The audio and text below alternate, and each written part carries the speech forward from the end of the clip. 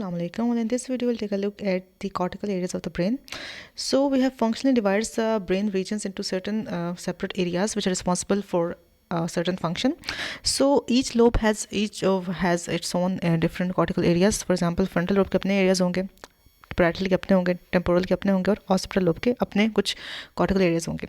So right now we're looking at the cortical areas of the frontal lobe. So there are basically 5 cortical areas: the primary motor area, the premotor area, इसको हम supplementary या secondary motor area भी कहते हैं, the frontal eye field area, the prefrontal cortex and the Broca's area. So these 5 are the cortical areas of the cerebral cortex जो कि frontal lobe से associated है.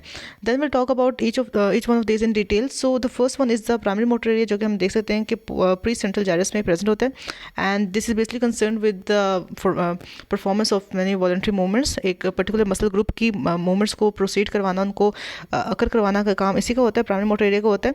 And this अगर इसकी हम electrical stimulation करेंगे इस area की तो basically certain contralateral side पे किसी भी particular muscle group की contraction result करेगी, right? और इसमें large pyramidal cells या bed cells भी present होते हैं. Then second one is the supplementary motor area or the premotor area, right? And इसका भी वही role होता है, ये जैसे उसको ना you can say assist कर रहा होता है, लेकिन इसकी stimulation के लिए we need a very you can say intense stimulus चाहिए होता है. ये कम stimulus पर contraction cause नहीं करवाता है. So इसका अगर हम लोग removal या permanent loss कर भी दें तो उससे हमारी contraction में तो असर नहीं पड़ेगा जितना पड़ेगा as compared to the primary motor area. Then the next area is the frontal eye field area, right? So as the name indicates, it's related to the eye movements. So इसके अगर हम लोग electrical stimulation करवाएंगे तो there will be conjugate eye movements in the opposite side, right? So this is the frontal eye field area, and we know that there is a scanning movement. जो voluntary scanning movements होती हैं, they are occurring by the way of this frontal eye field area. और ये जो इसके इसी action के लिए इन्हीं scanning voluntary scanning movements के लिए जो एक you can say एक स्टिमुलस होता है, राइट? जो एक यू कैन से जो स्टिमुलस आता है इस तरह जो सिग्नल से कैरी होते हैं वो किस न्यूक्लियस से आ रहे होते हैं, वो superior colliculus of mid brain से आ रहे होते हैं, और फिर इसके ज़रिए से सुपीरियर कॉलिकुलस कनेक्ट हुआ होता है by the way of reticular formation to the extra ocular muscle of the eye, और इन दिस वे हमारे पास आई की मूवमेंट्स होते हैं टुवर्ड्स द एनी ऑब्जेक्ट, और हम उसको वॉलंटरी को हम स्कैन करना चाहें. So that is the function of the frontal eye field area. अच्छा, 2 चीज़ें होती हैं, एक होती है वॉलंटरी स्कैनिंग और एक होती है इनवॉलंटरी. आप किसी भी ऑब्जेक्ट को ऑब्जर्व करें और इसको फॉलो करें. फॉर एग्जाम्पल ड्यूरिंग रीडिंग हम हमारी आईज खुद ब खुद नेक्स्ट से नेक्स्ट वर्ड पर मूव करती रहते हैं. That is an involuntary response, और वो हमारे पास ऑक्सिपिटल लोब या फिर प्राइमरी विजुअल कॉर्टेक्स का एक एक्शन होता है. But here we are talking about the voluntary scanning movement जो कि फ्रंटल आई फील्ड एरिया का रिस्पॉन्स है, right? The next area is the Broca's area, which you know that is the motor speech area, जो भी हम words की formation करते हैं जिसमें लैरिंग्स इन्वॉल्व है, टंग इन्वॉल्व है, इसके अलावा फेरिंग्स इन्वॉल्व है. All these are basically control by the Broca's area और the motor speech area. Without it we can not you can say articulate our words properly. So larynx, mouth, tongue, soft palate, respiratory muscles की contraction कराना वो Broca's area या Broca's speech area से result करता है. The next one is the prefrontal cortex. Prefrontal cortex you can से इसका क्या रोल हो सकता है? सो ये बेसिकली सुपीरियर, मिडल और इन्फीरियर फ्रंटल जायरा पे कंसिस्ट कर रहा होता है, और इसमें हम लोग ब्रॉडमैन्स एरिया 9, 10, 11, 12 इसको कहते हैं.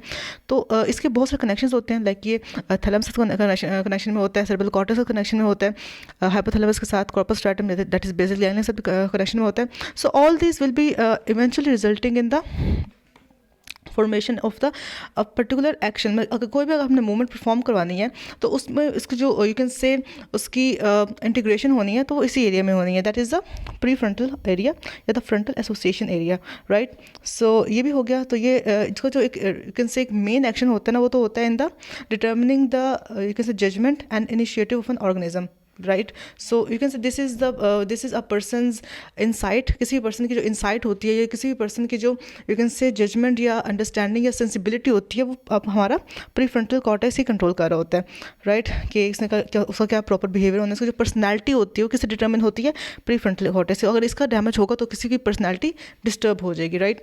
सो ये तो हो गए association areas regarding the frontal lobe. अब बात करते हैं एसोसिएशन एरियाज या cortical areas in relation to the parietal lobe. इसमें मोस्टली यू कैन से कि ये सेंट्रल सर्कस के जो फ्रंट पे थे वो सारे मोटर एक्टिविटी से रिलेटेड थे, और जो सेंट्रल सर्कस के बिहाइंड होंगे वो सारे सेंसरी एक्टिविटी या सेंसरी सिग्नल्स को रिसीव करने से रिलेटेड होंगे. तो there are 3 main areas in the parietal lobe: the primary somesthetic या primary somatosensory area, the secondary somesthetic area, and the associative या association area या association somatosensory area. So the first one you can see just behind the central sulcus we have in the post central gyrus the primary somesthetic area, जो सारे के सारे body से जितने भी आनी है सिग्नल्स उनको रिसीव करेगा और उनको अपने अंदर इंटीग्रेट करवाएगा और आगे भेजेगा, राइट? और बहुत सारे प्रोजेक्शन फाइबर्स इसमें आते हैं, कहाँ कहाँ से, वेंट्रोपोस्टरोलेटरल या वेंट्रोपोस्टरोमीडियल न्यूक्लियाई ऑफ द थैलेमस से आ रहे होते हैं, और इसने फिर आगे हमारे पास किसी अंदर ही अंदर इंटीग्रेट करके भेजने होते हैं towards the motor cortex to perform certain action, right. So contralateral side of the body से आते हैं most of the signals, opposite side से आ रहे होते हैं। कुछ आते हैं जो ओरल रीजन से आते हैं जो कि सेम साइड से भी आ रहे होते हैं, और कुछ फेरिंग्स से, लेरिंग्स से और पेरिनियम से आते हैं जो दोनों साइड से भी जाते हैं, राइट लेफ्ट साइड दोनों पर जा रहे होते हैं, right. So in this way वो in response to any sensory signal जो ये मोटर सिग्नल्स भेजेगा through the medulla, through the spinal cord, और ये फीडबैक मैकेनिज्म जरिए एक्ट करता है, right.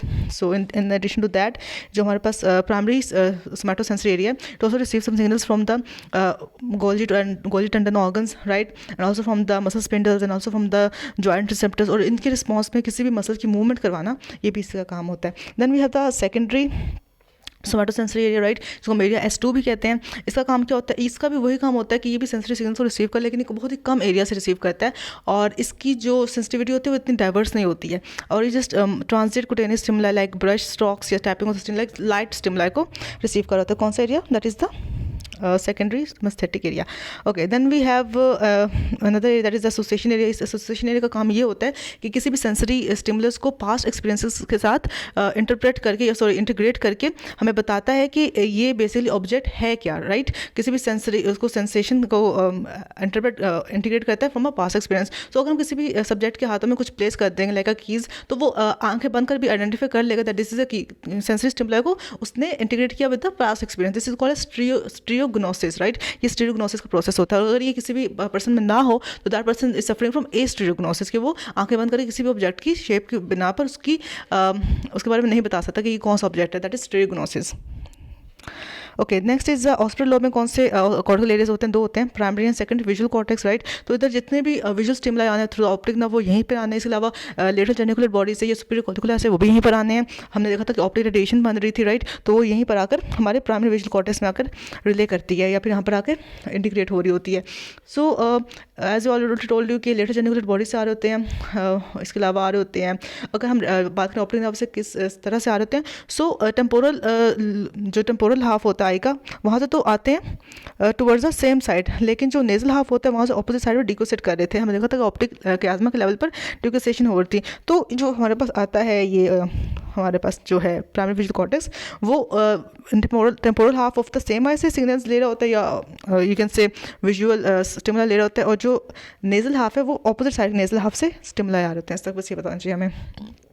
So this is a Broughton area 17, which is a primary visual cortex, right? Then we have a Broughton area 18 and 19, that is a secondary visual area, जहाँ पर basically कुछ thalamus से आ रहे होते हैं, जो in addition to the primary visual area secondary में भी कुछ आ रहे होते हैं from the thalami and also from the primary visual area। और यहाँ से basically ये होता है कि यहाँ ये जो secondary visual area this is also the association area, और यहाँ पर भी हम अपने किसी भी visual stimuli को relate करते हैं with any past experience and we are able to recognize कि ये object है क्या या ये person है कौन, right? And then we also have a occipital eye field, just like we had the frontal eye field, we also have a occipital eye field, और उसका basically इसकी presence हम लोग ये कहते हैं कि secondary eye field area या associative secondary visual cortex या second या फिर you can say associative visual cortex में ही हमारे पास presence होती है किसकी, occipital eye field area। उसका function क्या होता है कि आप involuntary जो किसी भी object को आप you can say उसके चेज करते हो, लाइक फॉर एग्जाम्पल अब फिर रीडिंग आपको नेक्स्ट वर्ड आप खुद ही आपके आइज मूव करते रहते हैं, दैट इज जो इनवॉलंटरी मूवमेंट्स होते हैं, that is the role of the occipital eye field area, वो भी हमने कर लिया। Next we have the temporal lobe. Temporal lobe में दो इंपॉर्टेंट कॉर्टिकल एरियाज है, primary and secondary auditory cortex, just like we have the visual cortex, right. तो जितने भी आपके पास स्टिमुलाई होते हैं साउंड के, वो सब ने कहाँ जाना है, primarily in the primary motor cortex, जो कहाँ प्रेजेंट होता है, in the superior temporal gyrus just below the lateral sulcus, right, हमें वहाँ पे नजर आता है। एंड वी हैव सीन कि इस इधर स्टिमुलाई आएंगे मिडिल बॉडी से, इंफीरियर कॉलिकुलर से आएंगे, राइट। और एक इंपॉर्टेंट चीज़ कही जाती है कि इसका जो एंटीरियर पोर्शन है वहाँ पे स्टिमुलाई आते हैं लो फ्रीक्वेंसी के, उसका जो पोस्टीरियर पोर्शन है वहाँ पे स्टिमुलाई आते हैं हाई फ्रीक्वेंसी के, राइट। एंड और कहा जाता है कि जो दोनों कॉन्ट्रालेटर्स जो दोनों साइड के ईयर्स हैं उन दोनों के ही सिग्नल्स दोनों साइड, अच्छा एक चीज़ होती है कि जो मीडियल जेनिकुलर बॉडी होती है ना, that is receiving signals from the organ of Corti of the inner ear, right. और एक तो ये है कि एक साइड के इनर ईयर के सेम साइड पर जाएंगे मीडियल जेनिकुलर बॉडी में, लेकिन समटाइम दूसरे साइड के इनर ईयर से भी इसमें आ रहे होते हैं signals, right. So opposite side का तो लॉस होना ही होना है, सेम साइड की थोड़ी वीकनेस आ जाएगी, क्योंकि मोस्टली सिग्नल्स ऑपोजिट से रिसीव कर रहे होते हैं, कुछ सिग्नल्स सेम साइड से भी रिसीव कर रहे होते हैं मीडियल जेनिकुलर बॉडी किससे, ऑर्गन ऑफ कॉटाई से।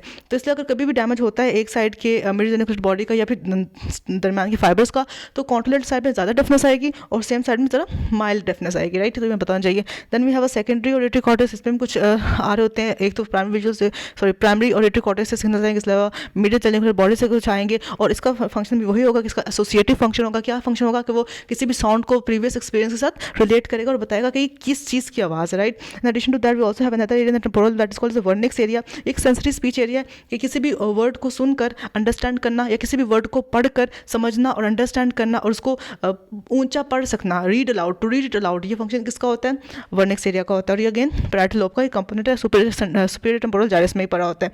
और ये जो वर्निक्स एरिया कनेक्टेड होता है with motor speech area through fasciculus which is called as arcuate fasciculus, right. और ये वो एरिया होता है बेसिकली जहाँ पर ना हमारे साउंड के स्टिमुलाई भी मिल रहे होते हैं, विजुअल स्टिमुलाई भी मिल रहे होते हैं और सेंसरी स्टिमुलाई भी मिल रहे होते हैं, सो दैट हम किसी चीज़ को पढ़कर भी और किसी चीज़ को सुनकर भी अंडरस्टैंड कर सकते हैं, वो वर्निक्स एरिया का ही काम होता है, right. So this is a area जहाँ पर सोमैटिक, विजुअल और ऑडिटरी तीनों स्टिमुलाई मिल रहे हैं, तो this is a very important association area. Okay, so then we talk about some other cortical areas as well. The one is the gustatory or the taste area, and this is again present just above the lateral sulcus, as you can see, just near the insula, right. So इसका ये काम होता है कि इसमें ascending fibers आ रहे होते हैं nucleus tractus solitarius से और ventromedial nucleus of the thalamus से, दोनों associated with carrying out the taste fibers, right, और carrying out any sensations। तो उन दोनों से sensation after all आने कहाँ पे, सब सेंसेशन है आफ्टर ऑल आपके सेरेब्रल कॉर्टेक्स में ही आना है, तो वो किस एरिया में आ रहे हैं सेरेब्रल कॉर्टेक्स के, वो टेस्ट एरिया में आ रहे हैं, राइट। सो इसमें सेंसेशन कहाँ से, ventroposteromedial nucleus of the thalamus and from the nucleus tractus solitarius जो कि ग्लोसोफरेंशियल नर्व का न्यूक्लियस है, right. Okay, then another area called as vestibular area, name indicates, इसमें फाइबर्स कहाँ से आने चाहिए, इनर एरिया से आने चाहिए। कंसर्न किससे होगा, ये इन द स्पेस हमारे हेड और ट्रंक की यू कैन से उसकी लोकेशन को, हेड और ट्रंक की पोजीशन को मेंटेन करना और हमारे हेड और ट्रंक के मसल्स को इस तरह से टोन में लाना कि हम अपनी पोजीशन को मेंटेन कर सकें, वो वेस्टिबुलर न्यूक्लिया या वेस्टिबुलर एरिया का काम होता है, जो कि अगेन लेटरल सल्कस के साथ ही एसोसिएशन में है, just opposite the auditory cortex हमें नजर आता है ये एरिया पड़ा हुआ, right. So maintenance of the posture में ही इसका रोल होता है। Then we have another cortical area called as the insula. तो जैसे हम लेटरल फिशर को ओपन करते हैं तो अंदर से हमें एक और फ्लोर सा नजर आता है, एरिया से नजर आता है, that is called as the insula, right. और इसका ऐसा कोई हमें रोल तो नहीं पता, बट ऐसा कहा जाता है कि प्लानिंग और कोऑर्डिनेटिंग करना स्पीच के लिए, when we are about to say something, जो प्लानिंग और कोऑर्डिनेटिंग मूवमेंट्स होती हैं, जो रोल होता है, that is perform by the insula, right. And it is also one of the cortical areas in association with the lateral sulcus. अच्छा, then we say कि कुछ अच्छा एक एरियाज होते हैं ब्रेन में along with the cortical areas, ये भी तरह के कॉर्टिकल एरियाज ही हैं, लेकिन ये स्पेसिफिक हैं for human beings. In animals these association areas are not present. So अगर पूछे कि हमें और जानवरों में एनाटॉमिकली क्या डिफरेंस हो, यू विल टेल देम कि association areas are not present in animals, there are characteristic of humans, right. क्योंकि हम ये जो चीज़ों को एसोसिएट करते हैं and to for a better judgement and for a better behaviour, right. So we have 3 types of association areas in our body, the prefrontal area, the posterior parietal area and the anterior temporal area. So हमने frontal को तो already देख लिया कि किसी भी object को सिर्फ टच करके उसको स्टिमुलाई से उसकी अंडरस्टैंडिंग करना, that is also a role of it. इसके अलावा से हमारी जो एक जजमेंट होती है, बिहेवियर होता है, वो भी हमारे फ्रंटल एसोसिएशन एरिया का ही रोल है। और ये जो हमारे पास दूसरे एरियाज हैं, the parietal, the posterior parietal area, अब उसका क्या रोल होता है वो देख लेते हैं। So we know that it is, इसमें सारी जो विजुअल इन्फॉर्मेशन होती है वो ऑसिपिटल लोब से आ रही होती है, राइट। और इसके अलावा इसमें कुछ सेंसरी इनपुट होता है, जो टच का, प्रेशर का, प्रोप्रियोसेप्शन का, वो एंटीरियर पैराइटल कॉर्टेक्स से आ रहा होता है, राइट। और इसके अलावा इसके अंदर कुछ और भी जो स्टिमुलाई होते हैं वो टेम्पोरल लोब से भी आ रहे होते हैं। तो इन दिस वे बेसिकली इसमें हो ये रहा होता है कि सारी चीज़ों की इंटीग्रेशन हो रही होती है, सो दैट आपके पास विजुअल स्टिमुलाई भी है, अब आपके पास टच के स्टिमुलाई भी हैं। तो किसी भी ऑब्जेक्ट को देख कर और टच करके जो उसकी हम लोग आइडेंटिफिकेशन करते हैं, रिकग्निशन करते हैं, that is a role of the posterior parietal area. And then we have another area that is called the anterior temporal area, वो भी बेसिकली हमारे बिहेवियर, हमारे discrimination, interpretation of the sensory experiences इससे related है। और हमारे जितने भी एसोसिएशन एरियाज हैं बेसिकली रोल यही होते हैं कि वो बिहेवियर, डिस्क्रिमिनेशन और इंटरप्रिटेशन ऑफ सेंसरी एक्सपीरियंसेस को वो डील कर रहे होते हैं, राइट। सो बस यही है which are the areas of the cortical areas and association areas of the brain. So I hope it was helpful for you. Thank you so much. अल्लाह हाफिज़, टेक केयर।